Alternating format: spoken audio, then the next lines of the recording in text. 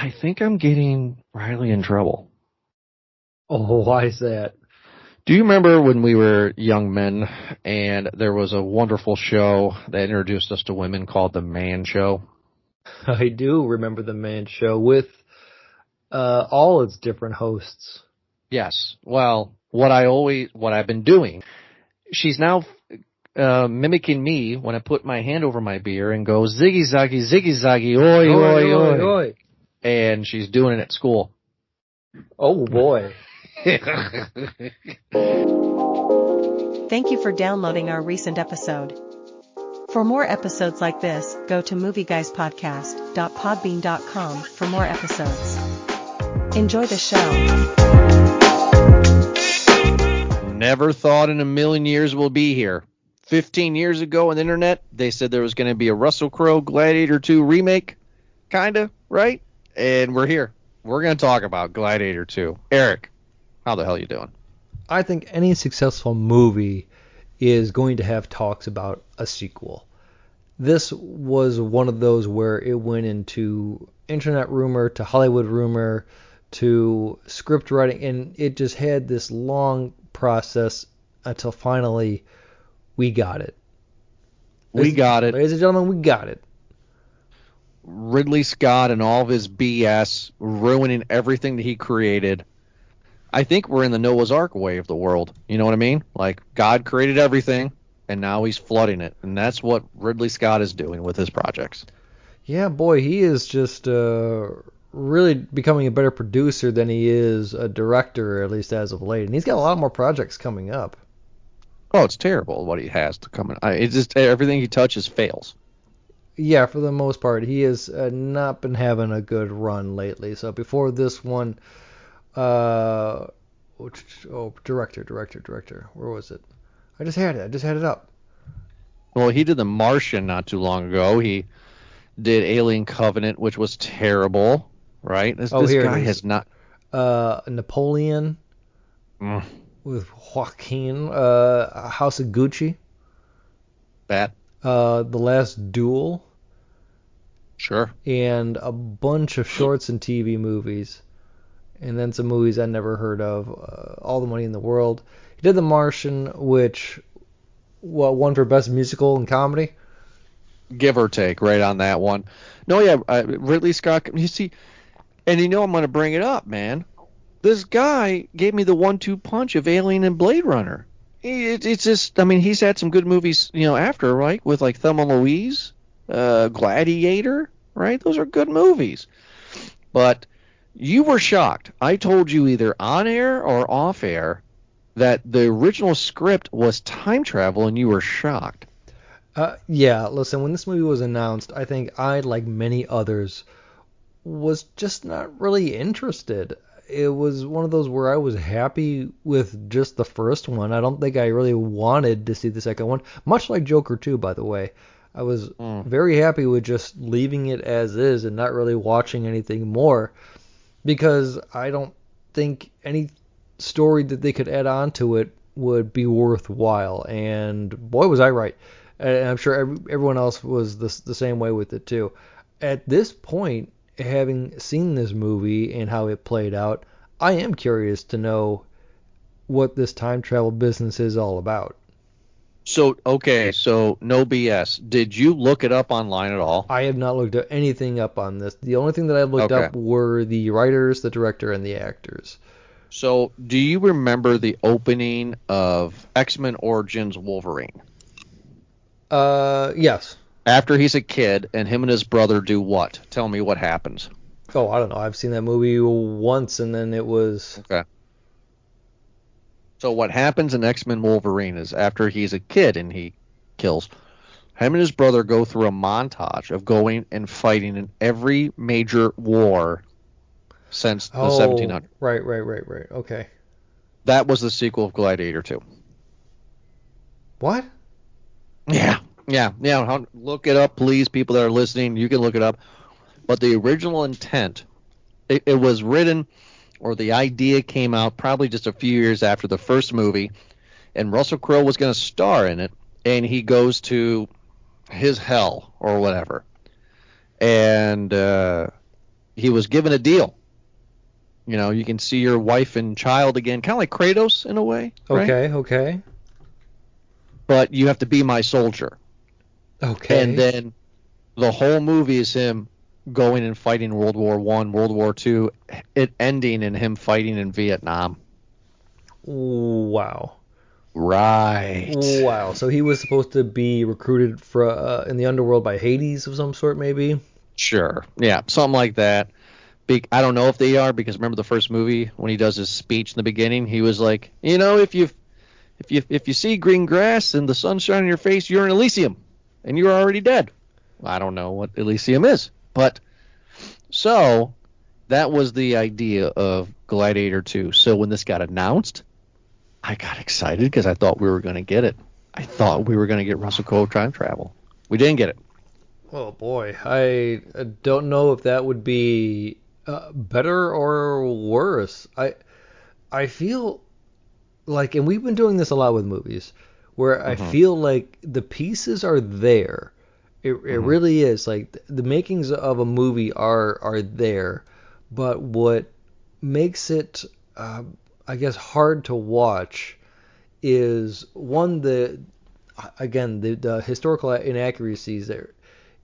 I can understand like some minor oversights, but this takes some big old leaps. It really does. The other part is like the story. Not everything has to be like the family of, or the son of, or the grandson of, or the mother of.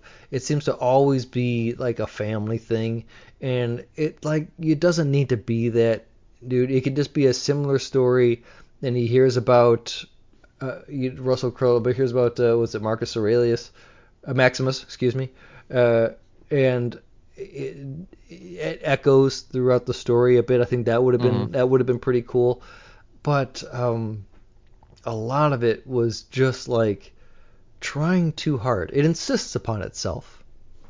Okay, but I would argue though. Okay, so are you a fan of Troy, the Brad Pitt Troy movie? Yes. Well, no, not really. I would say sure. A fan is whatever. But here's the thing: is that I'm a big Greek mythology kind of guy, and I really loved the Odyssey, and obviously the Battle of Troy is a part of that story. Right. Well, I mean, but you can forgive Troy though. I mean, because that movie's so inaccurate. That movie is a lot, of course. So why can't? So my point is that because I like Troy, I'm not a fan of Troy, like you said, right? Like I don't seek out Troy, the Brad Pitt movie, but if it's on TV, if I'm scrolling, I watch 10 minutes of it and move on with my life, right? I don't hate the movie. So why can we forgive a movie like Troy, but we can't forgive a movie like Gladiator 2? Is it because it's the sequel of Gladiator? Is that why? Because there's more standard to this? Is there a standard for Gladiator? You know what? That's a good question. I wonder if it's because Troy was already a story, is already a mythological tale with all the characters in play. Now, of course, the gods play a bigger part in that story, and we don't get to see the gods in Troy. But in Gladiator 2, I feel like the precedence has already been set, the groundwork has already been laid, and you're not following in those tracks that have already been put out. You're repaving it, you're redoing it, you're trying to reinvent this wheel here, you're trying to have lightning strike twice, and so you don't need to do that. Right. It's everything is working. You could just add on to it a bit. You don't need to make Gladiator again. You can just kind of I don't know, take what works and take what doesn't. But I feel like they wanted so hard to just expand in this universe, and there were parts in this, Jordan, and I said it when I was watching it, that felt really like Star Wars Episode 2, Clone Wars. Yeah, and it's probably just really to me it did, because it feels like, okay, I feel like you're adding parts of the story that are completely irrelevant. Like you're adding this, and it doesn't need to be that. It doesn't. You went in this direction, and then you just only to throw it away very quickly after.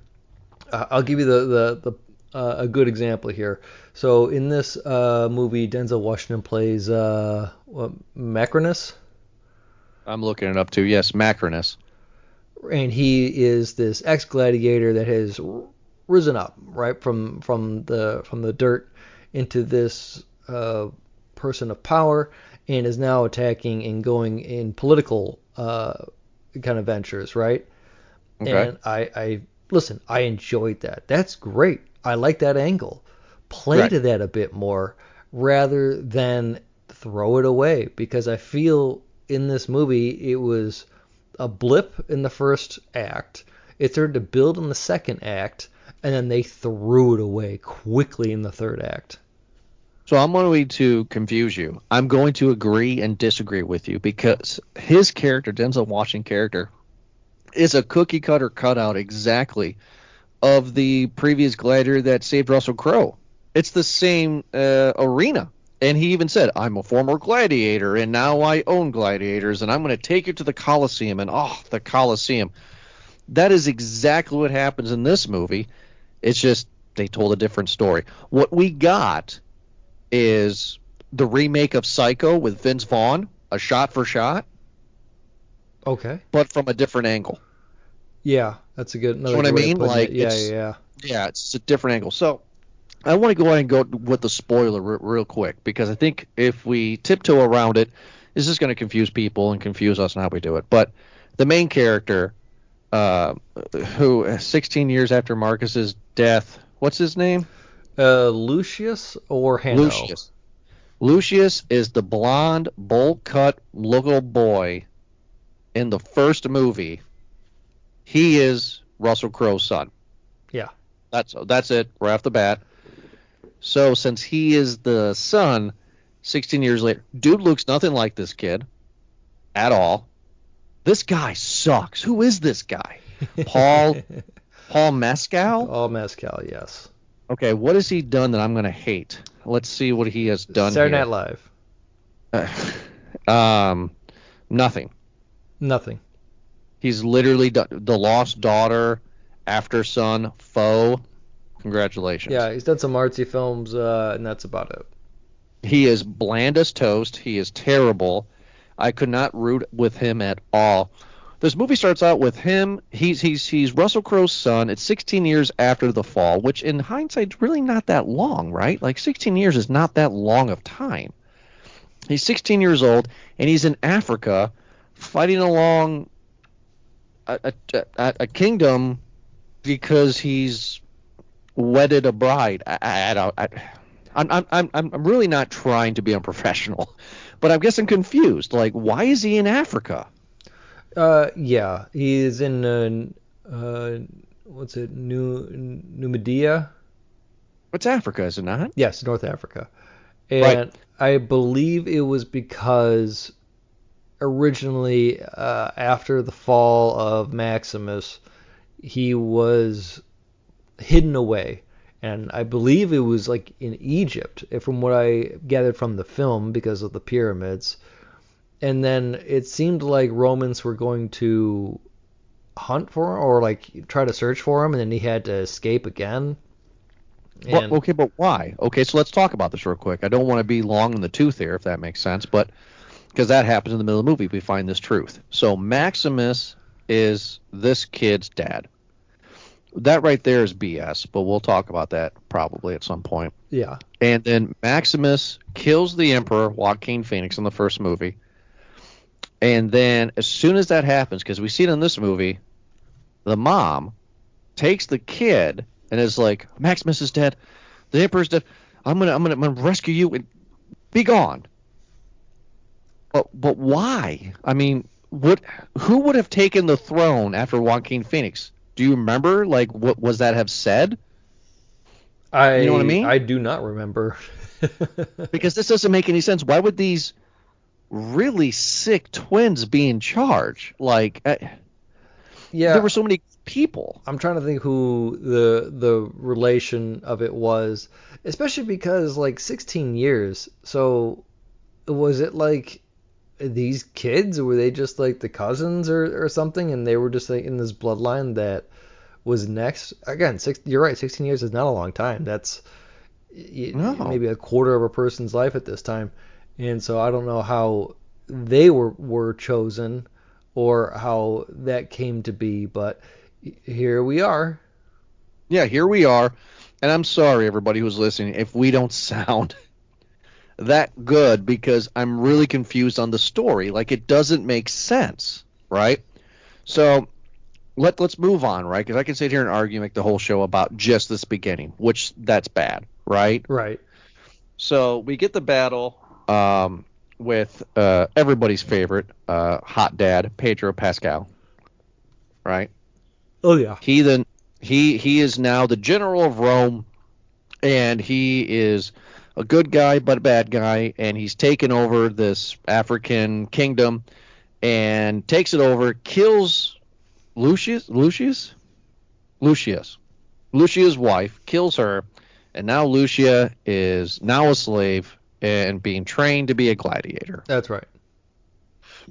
So when he was captured by the Romans, couldn't he have said, I mean, what would have happened if he would have said, I was Lucia? I mean, it didn't seem like his life was threatened at all. You know what I mean? Again, there are parts in the movie when Lucilla took Lucius away into hiding, and he again went into parts of Africa, and had to flee Rome because of probably whoever was trying to go for the throne at the time, and maybe they saw him as a threat. But either way. Okay, I'll go with that. Either way, it is said through their interactions, Lucius and his mom, Lucilla, that he very much resents a lot of her decisions, that he being forced to flee Rome and has now taken this new identity as Hanno, right? And so he remembers this because he's like 10 when he gets shipped out. He remembers. Yeah, he remembers. He is just very much like, that's not my life. He's bitter. Yeah, exactly. This new life that I'm living with my wife in Africa is my life. This is how it's going to be, and it seems that he enjoys it. He loves living a simple life with his mom or with his wife. Excuse me. No, yeah, he seems to enjoy it, but there again, right? The wife gets killed, so now he's a slave. And the movie, I will give the movie credit on this. The first Gladiator takes a little time, right? Because after the first battle, where they pretty much fight Germans, if you remember that first battle, okay, right? It takes a good 15, 20 minutes before we see a next battle, because we got, after the fight in the beginning of the first movie, we got the assassination of the Emperor by Joaquin Phoenix, and the backstabbing, and then Russell Crowe gets thrown into the world of slavery, right? Right. This movie goes right into it, right? We get to the same arena as the first movie, but there's a twist. Him and his other slave gladiator buddies got to fight wild baboons. Why? Yeah. Why? What? Well, I think why not lions or something? Why baboons? Yeah, well, because baboons are pretty vicious, man. Those things are big. They didn't even look like baboons. It was like an albino baboon. Yeah. It was weird looking. Yeah, there were a lot of animals in this movie. You got baboons, you got sharks, you got rhinoceros, yeah, a lot of horse. It's just a lot of everything in here. So this opening battle is pretty much like the first movie, where Russell Crowe and his group fight against the other people, right, to show how strong they are. Same thing here.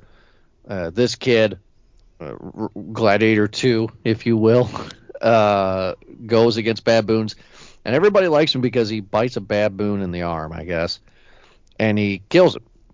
And now Denzel Washington, who is this movie, this is his movie, is like, hey, I like this guy. We're going to go to Rome with this guy.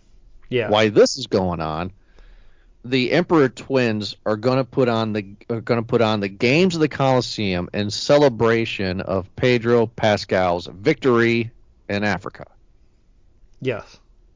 And then I was confused because the twins are like, hey, thank you, Pedro Pascal. You're so great. Ooh, can't wait for Last of Us Season 2. And he's like, thank you, but I want to go home and be with my wife. And they're like, no, you have more campaigns.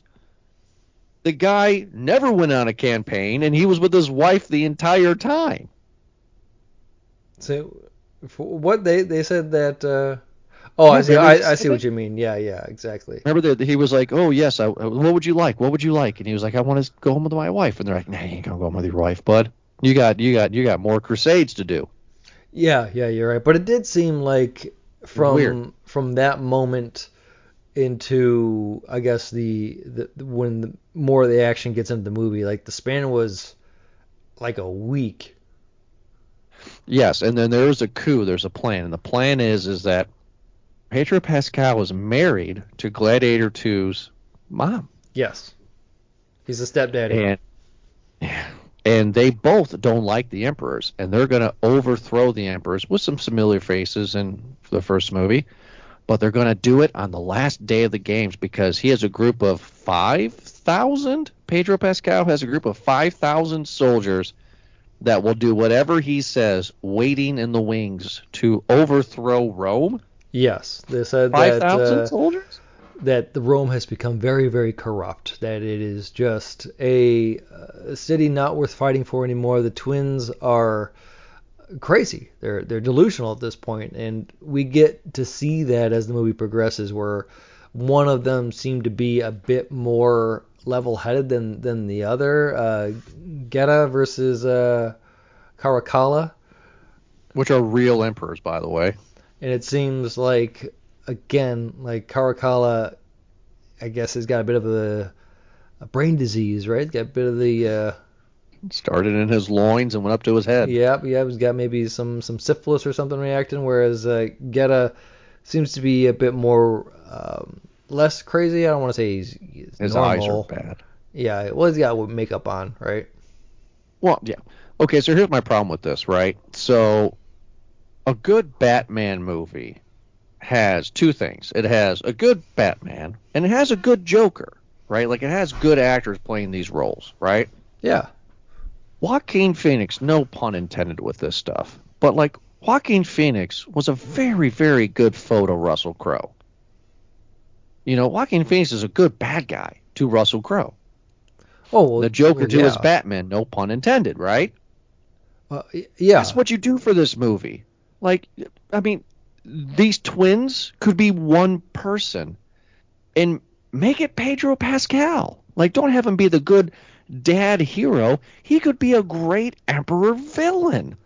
Well, you know what? Actually, on that, I feel that Pedro played more of Russell Crowe than Paul Mescal did. Russell Crowe's Maximus is very much like this person who has lost everything.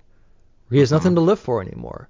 And so he is just numb. He's checked out until it's time to perform, and he's only doing it so he can get closer and closer and closer to his goal, right? Which is to kill the emperor, the person who took his wife and family away, right?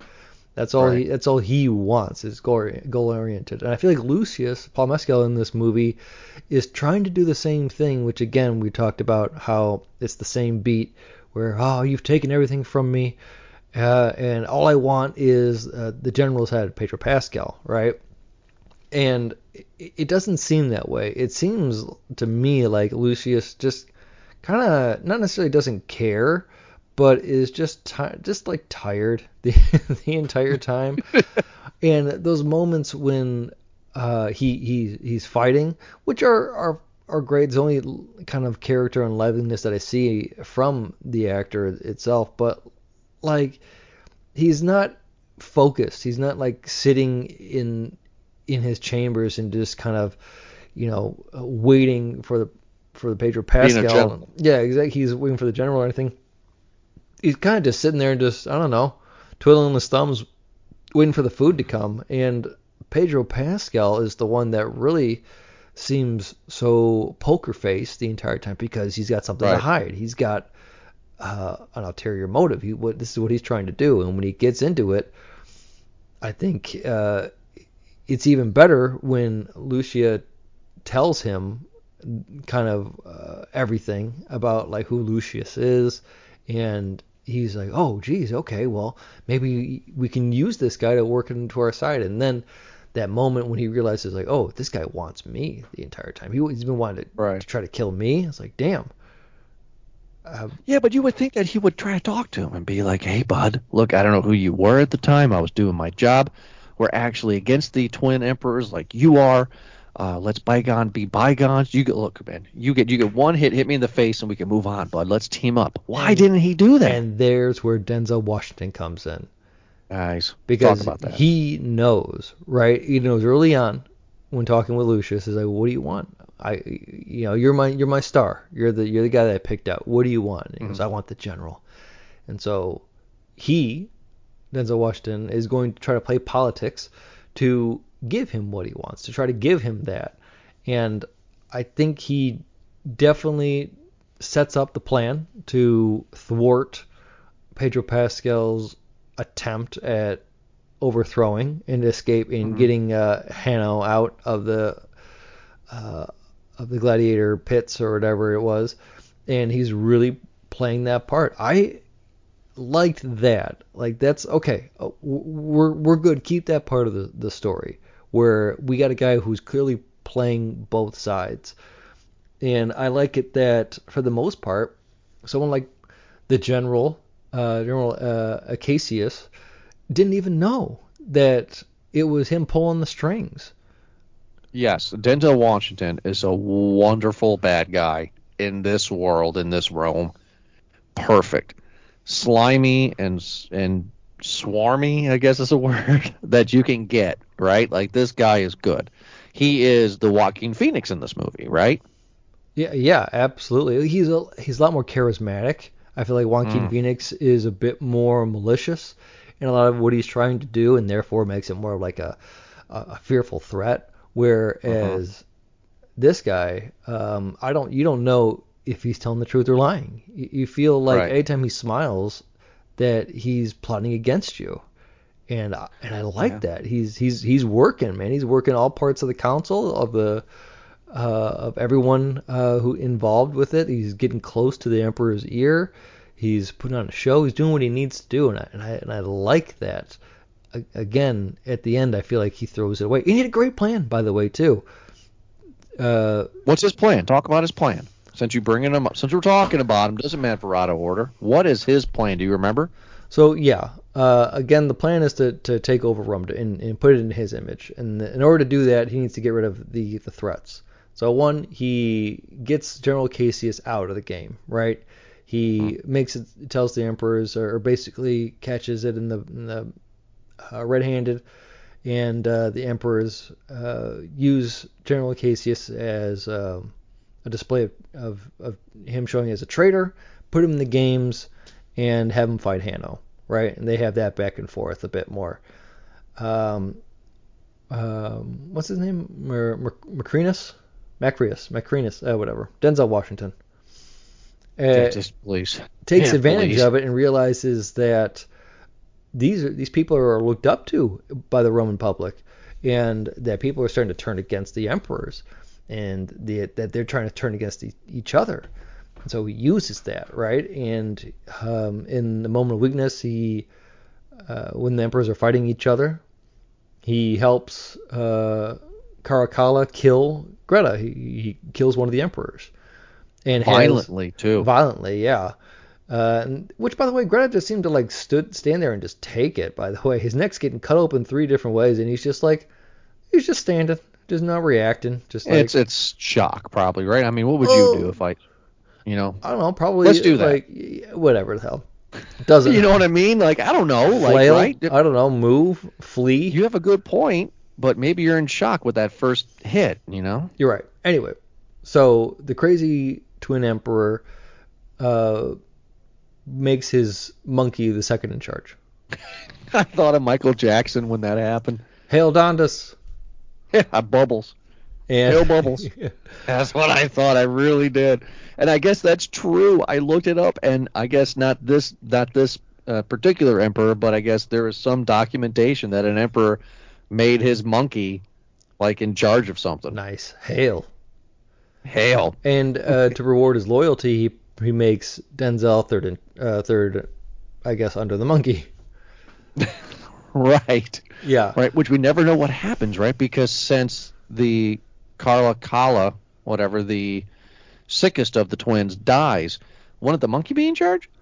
You would think, but the monkey's not gonna argue, I guess. Right. Anyway, the plan is at this point, Denzel wants to take what's her name? The mom. The mom. Why the hell's the name in front of me here? All the other men are on the casting page, but Lucilla. Because she shouldn't be in this movie. What's her name? Lucilla. Of course. Anyway, because Lucilla is still this prisoner, the wife of a traitor, and she herself a traitor for attempting to conspire against the emperors, the last remaining emperor and his pet monkey are going to use, under, again, the guidance of Denzel Washington, to use her as a token or as another display of punishment. Mm-hmm.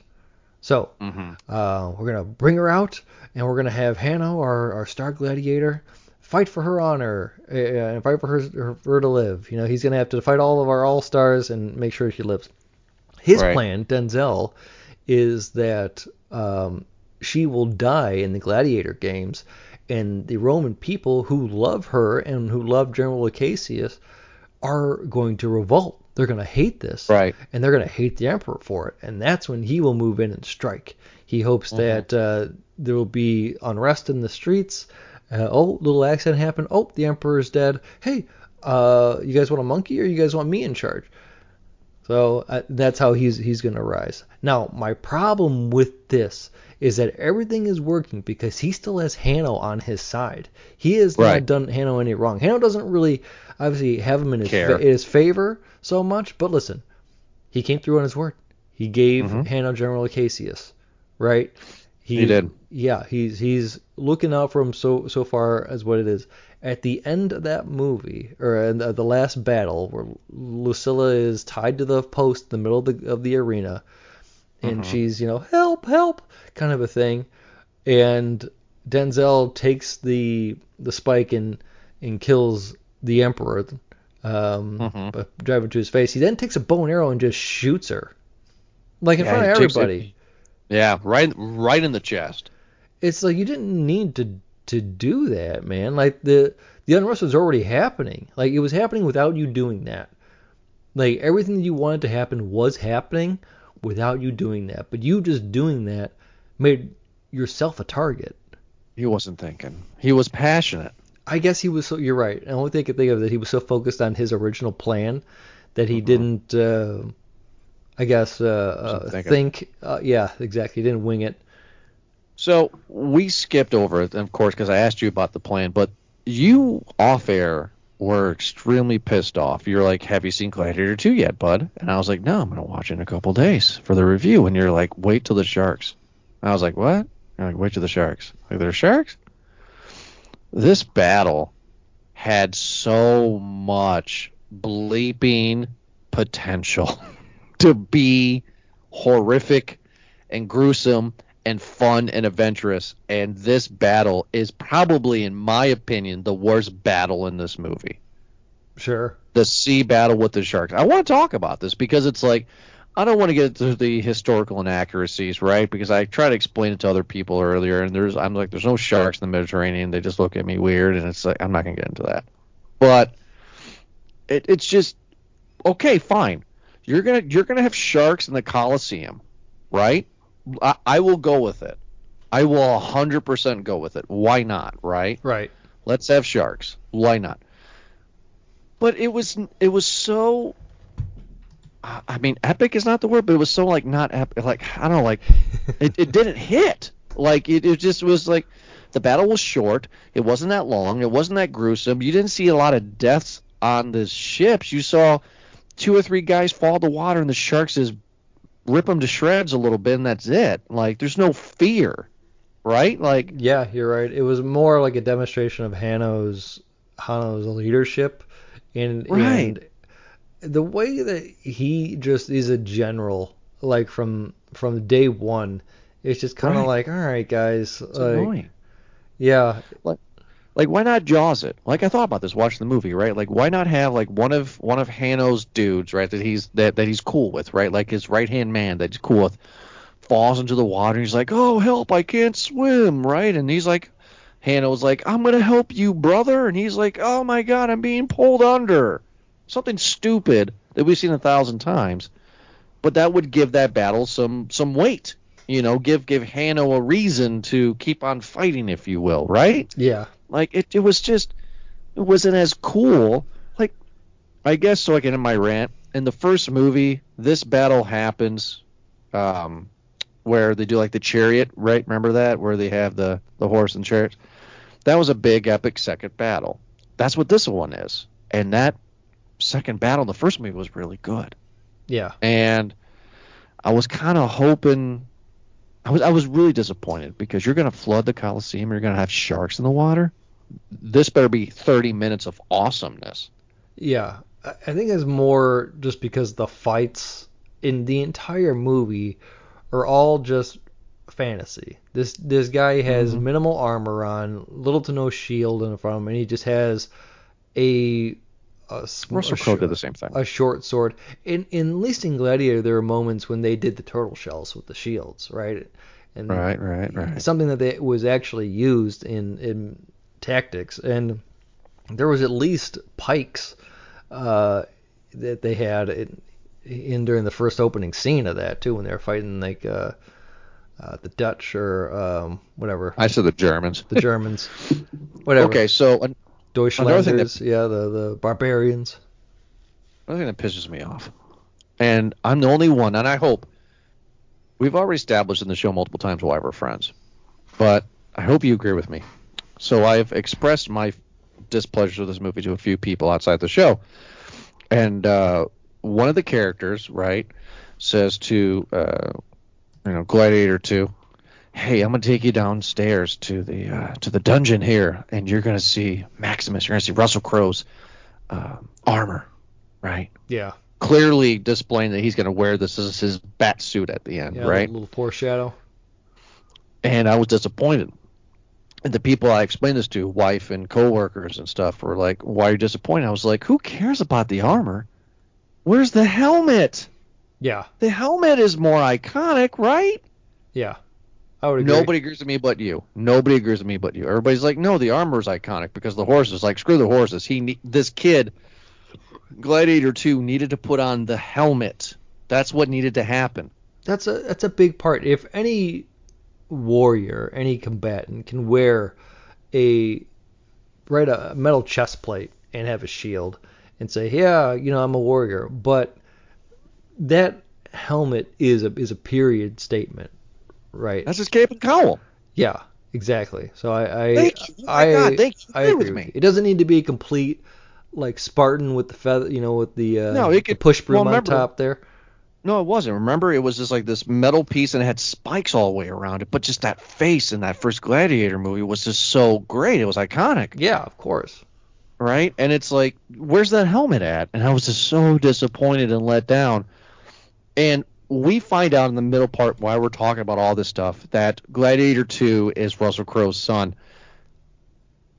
He doesn't seem shocked. Did he know? Were we supposed to know? Did we know in the first movie that Russell Crowe and Gladiator 2's mom were going at it? I thought he had a wife and a child that he loved more than anything. That he had snot on their feet. There's the other part. I feel that Hanno or Lucius is just completely unimpressed by most things that happen in this movie. He's just like, yeah. He's like, okay, whatever. I don't care. I just wanted to get to Cassius. And it's like, well, Hanno, you killed a Cassius like 2 days ago. Oh, right. I don't care. You're my new friend, Robbie. I guess we'll here's a ring, and go tell them that I'm the family. And that we should all be friends. Does he not care that his dad is Russell Crowe? Let's double check that. Did he know that his dad was Russell Crowe? No. I don't think so. Maybe he did. He did know? Would it matter? Because I feel like if he did, he would have. kind of pulled towards the legacy that he left a bit more, right? No, because like, look, it's Rome. People be doing a lot of things in Rome, right? But it's like the whole plot of the first movie is that Russell Crowe's wife and child were murdered. Yeah. He loved them unconditionally, fingers through the wheat, bud. You know what I mean? Like, for him to cheat on his wife and have a bastard, literally, Gladiator 2, doesn't make sense. And yeah, it is the son. Tell me if I'm wrong, though. I mean, like, do you agree or disagree? I mean, like, for him to have a bastard doesn't make sense. I agree completely, Jordan, because I feel like that's just one of many reaches that this movie is trying to take, and it's you don't have to do that. Like you really don't have to do that. You could have done this movie, instead of it being 16 years, you could have done it like 30 years into the future. Really, when like Rome is getting nasty type of thing. We're not obviously going by actual history. We're just going off of I don't feeling. know. Yeah, exactly. Maybe a light kind of echo of what it really was, right? That there were gladiator games, that there was corruption, that there was a Roman Empire that was really trying to reach far and wide kind of thing. I get that, but I don't like how they really didn't do a whole lot with the Cassius. They had him fight one battle, and then he was basically just this little throwaway character that they used to fight in the Gladiator Pizza versus Hanno, and he was supposed to be like this big reveal kind of a thing.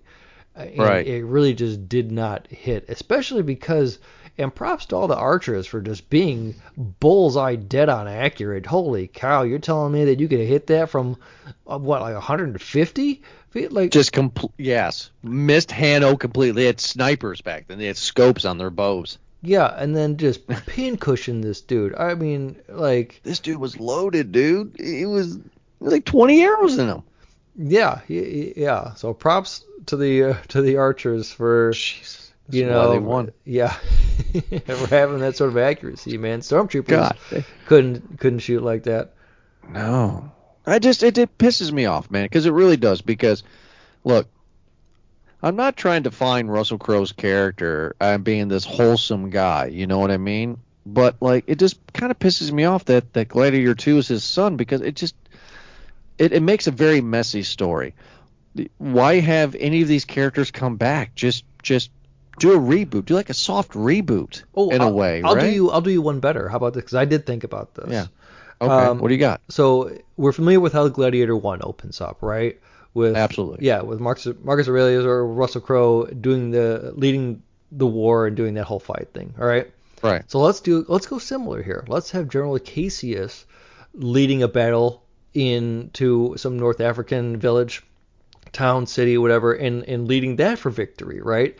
But you can tell that he's just worn and weathered, that he hates the act of war, especially because he feels like he's doing it not for a just cause. He's doing it because there's two spoiled brats back at home who are just like, yes, do it for us. We did this kind of a thing. And so any victory that he has feels just like a horrible scar and loss on him, maybe more and more, right?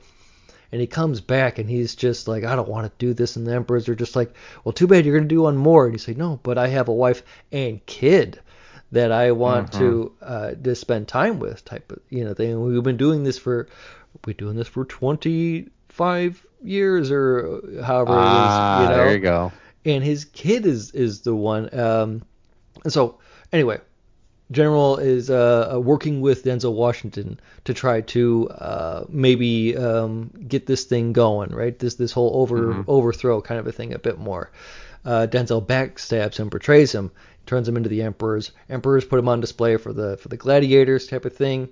And kind of the same thing could happen, right? I understand that kind of following the same beat of a gladiator here, but then Cassius's kid tries to fight back and is like, oh, what do we do with him? Oh, let's put him into the gladiators, and he's the one that tries to uphold everything or have Denzel work with him to, make it a better movie than it is. Hey, did you go to Hollywood Writer School? Because that sounds great. Thank you, bud. I feel like that would have been a bit more, even though it's so close to the original Gladiator, it's still like hitting the same beats that I feel like you would have told the same story, especially because you could highlight a lot more on Denzel. Right, because that's what pisses me off at the end too. Is like at the end, Denzel is what, in his early 60s now, late 50s. He's older. He's an older guy. How old is he? I'm gonna see here. How old is Denzel Washington? I am curious. Everybody that's listening, he's blah blah blah. He's 70 years old. Yeah, wow. Okay, so looking good for 70. So my point is proven then. You're gonna have, I'm assuming Gladiator 2 at the end of the first movie was 10 years old, and now we're 16 years later. This dude's 26 years old. Beating up, this is so stupid, beating up and murdering a 70-year-old. So, Gladiator 2, rushing to stop the 5,000, right? That was for Pedro Pascal, against the whole Roman Empire, and both sides are just going to sit there and watch while a 26-year-old beats the living snot out of a 70-year-old. Bad choice. Again, I like your idea of Pedro Pascal being the gladiator, but it would be much believable if he was the bad guy. Okay. Well then, maybe have him be the emperor. You're right. Okay, let's maybe not the emperor so much. Maybe he is a loyal general. Okay. Oh man, I'm gonna say the emperor. And you want to keep him the emperor? Because like I said in the middle of the episode, right? You got to have a good Joker do your Batman, right? And Joaquin Phoenix is very good in that role, so you got to have a big actor to play that role for the sequel. And Pedro could do that. Well, you know what? Here's another option: is that instead of Hanno being like General Cassius's kid, let's just say that Pedro, General Cassius, who is the main bad guy. Okay, we'll keep him that. We'll have the emperors be just kind of the side people, and they're just crazy enough to where they're not calling the shots. Everyone's looking at General Cassius and Marcus Denzel Washington to call all the shots, right? And the emperors are just there for kind of a show. And so the real puppet masters are those two. They conquer the village, right? And per usual, they take their spoils of war. Some of them being new gladiators, right? And they put them into the pits. And let's say that Pedro Pascal or General Cassius is watching some of this, and he's like, oh, I like this guy type of thing. And we follow this mysterious person, Hanno, we'll call him, because that's just the name, right? Yeah. And we follow him, and okay, and we highlight more on General Cassius, but more, I like this guy. Hey, let's take him back to Rome with us, type, and see if he wants to do the thing. Where'd you guys find this from? Oh no, he's one of the prisoners of war, kind of thing. Okay, well, whatever, we'll take him back, and we just get it simply that he's not related to anything, but that years ago that he was in his village, and maybe not General Cassius so much, but maybe he was just a slave trader, or one of the emperors or someone else just wiped out his village, and he's just rising to that. And maybe General Cassius is jealous because the people are starting to like Hanno more than him. He's supposed to be the hero of Rome. He's the one that's delivering the victories. But nobody is seeing that. Not even the emperors, because now the emperors are paying favor to this new superstar gladiator that's coming in. Oh, even Cassius's partner, Denzel Washington, even he's throwing favor, and he's becoming jealous. And this is also bringing back everybody's memories of 16 years ago of Maximus. Who does he remind you of? Maximus. Right. Yeah, Maximus. Oh my God, he's wearing the armor and the helmet. You see, look, it's this is where, in our History of Movie Guys podcast, where a movie is garbage, when you and I spend half of the review talking about how we would have done it better. Yeah. Like, I mean, there's so many different stories you could have told. There's so many different ways you could have gone about it. You have battle. I mean, this movie is pretty. Yeah. But you just have so many battles that, I mean, if again, I'm sorry, I'm repeating. If you're going to introduce sharks in a flooded coliseum, give me freaking sharks with laser beams on their heads. You know what I mean? Laser beams, a perfect good call. You know what I mean? Go for it. You know what? Like, I want to see that. I really would have enjoyed seeing if they just got rid of like a lot of the crazy stuff, like the one in Gladiator who was on top of a rhino. So that was, okay, funny thing, I did some research. That scene was filmed in the first movie. Oh, really? Yeah, 100% shot for shot was filmed in the first movie. Russell Crowe was supposed to be with his boys fighting, But they, again, technology, they could not figure out how to CG the rhino perfect because you can't train a rhino. I feel like get rid of that fight. Maybe even get rid of the boat fight scene. You got to do the boat. You got to go up. You know what you could do then? Do something that mimics the American Gladiators. Do one of those types of games here. Yeah, like fall into a pit or something. Yeah, maybe. Exactly. Yeah. Like not so much an obstacle course, so much, but exactly. Yeah, fall into a pit kind of thing with spikes, like Mortal Kombat style. Yeah, exactly. That would have been good. Like or like a station thing. First station you're using swords, or second station you're using spikes, and then third station you're using mace, and then just kind of a axe, and you every station a new weapon, more enemies. To see, okay, we started with 10 gladiators and we keep on moving it up, and then that's what the challenge. I think that would have been pretty cool to see.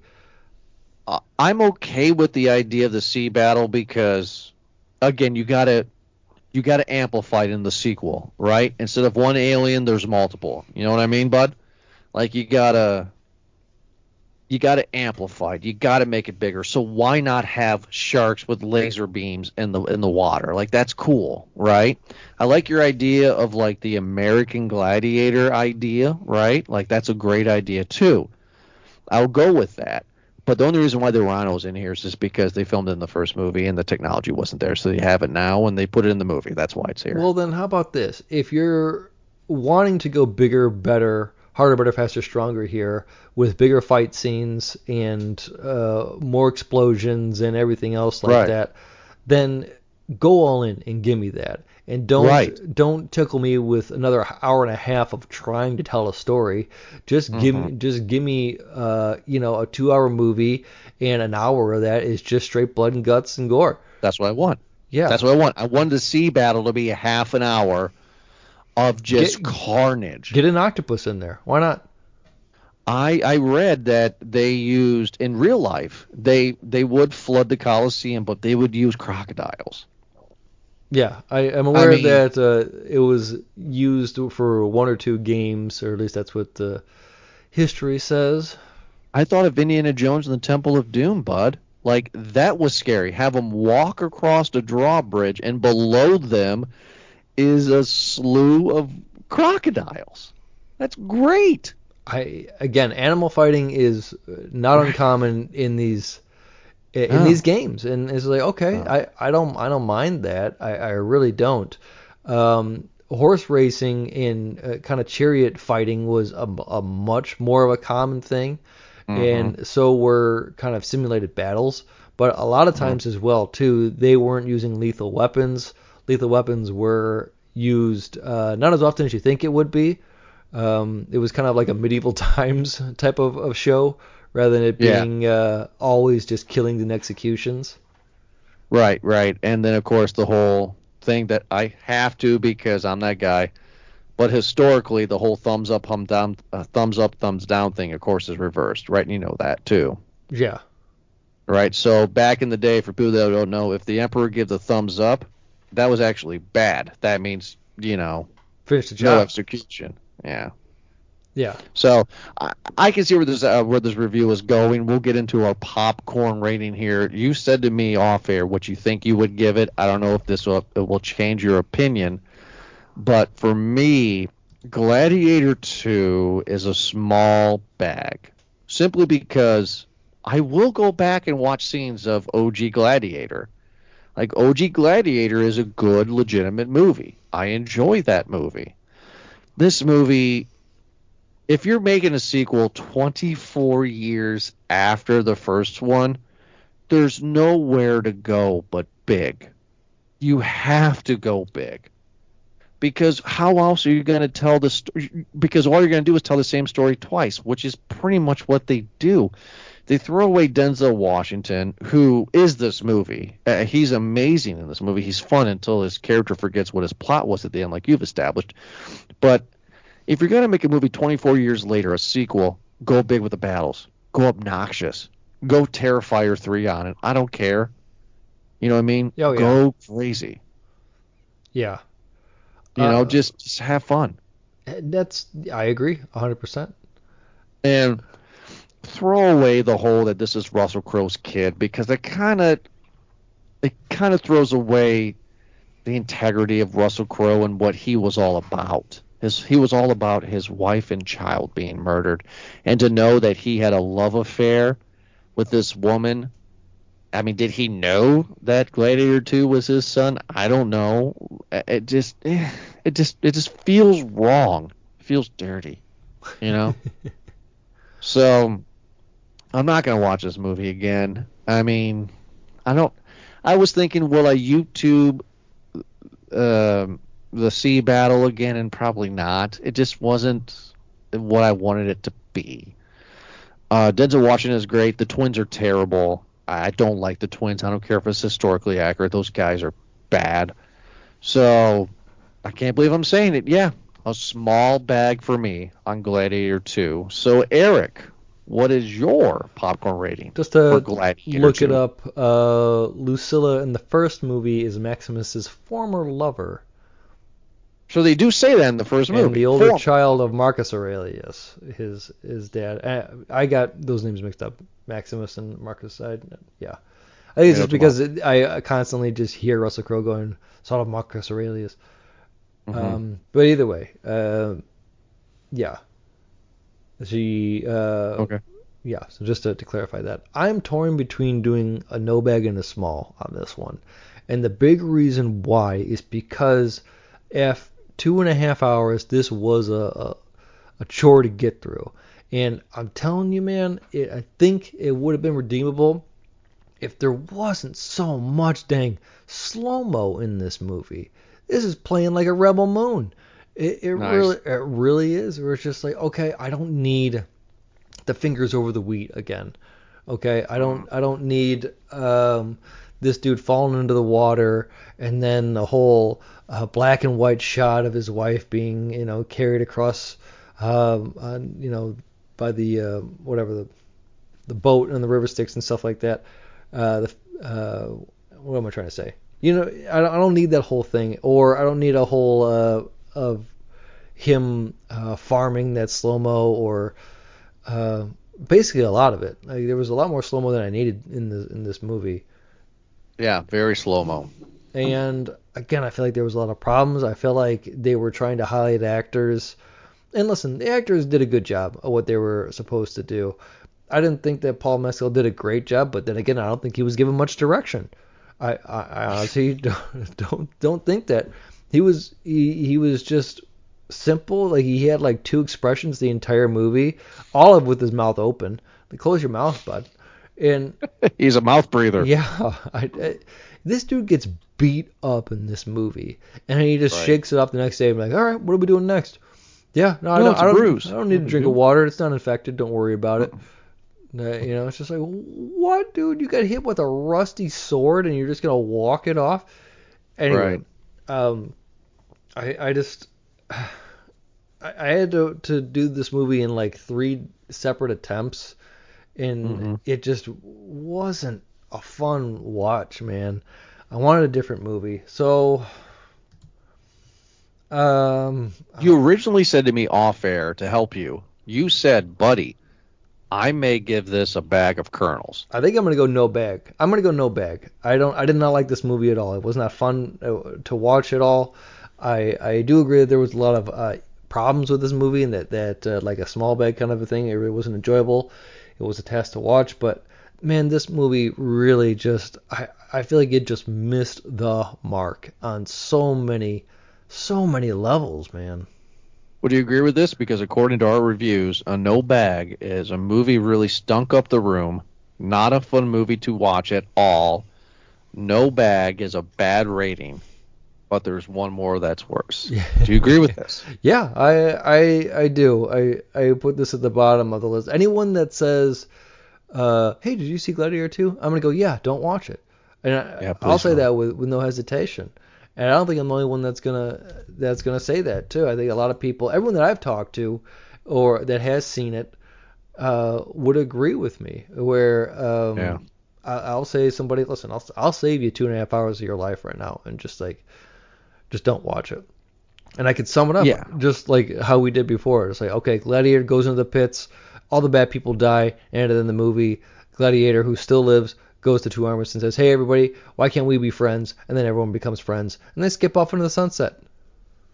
Yeah, not the movie that I wanted. And I know we started the episode off with me telling the joke about the Russell Crowe growing through time thing, right? Which that's ridiculous. But this is, with that aside, there is 100 different other ways you could have told a better story. Don't tie this in with Russell Crowe at all. Just tell a different story. Do a soft reboot. It's been 24 years, quarter of a century, right? Yeah, it's been a long time. Nobody besides us, our age, remembers Gladiator. Yeah. You know what I mean? Gen Z don't know what Gladiator is. Oh man, you could have a town being taken over, and then by so the general, and then Lucius was just a boy, and he was getting thrown in it. But Denzel Washington, a younger one, says, you know what? Because they were going to take him hostage for something like that, but he showed some toughness, and Denzel goes, you know what? Give me that boy. I'm going to train him to be a gladiator from a youth, and then going up. And this kid only knows the gladiator pits, man. He started cleaning. Mm-hmm. He started being a squire, and then he started to do the fights because he was just a poor boy. He didn't know better, and then he starts fighting, right?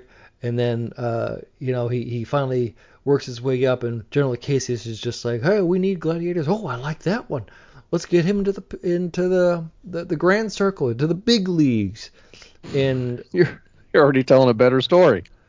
Yeah, there's no relation whatsoever. And then that kid who is living that life of a gladiator, who only knows that life of a gladiator, learns about Maximus.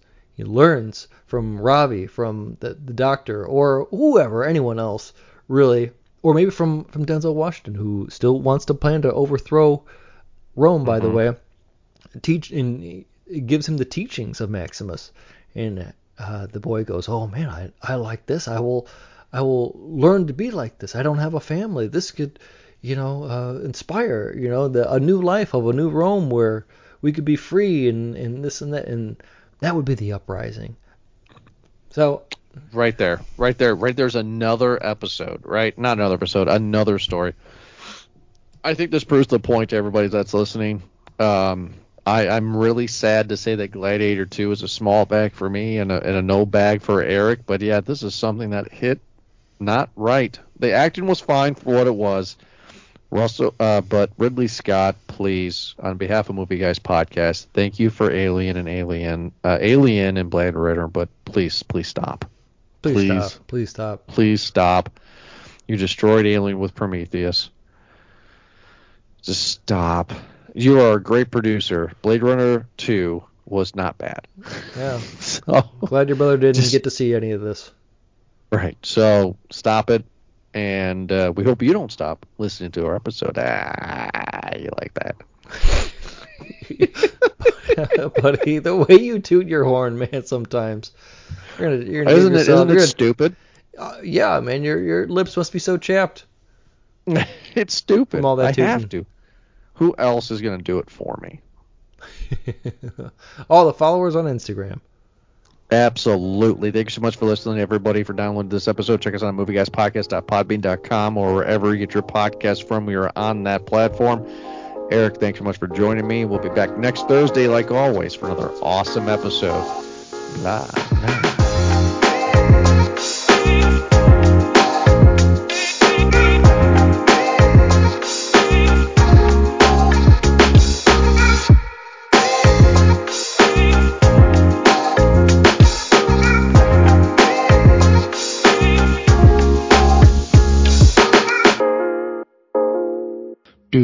Do. I'm all alone, drinking a beer. Eric walked away, and now I'm sitting here. Don't know what to do, twiddling my thumbs. Eric left me, now I'm scared. Do. Do.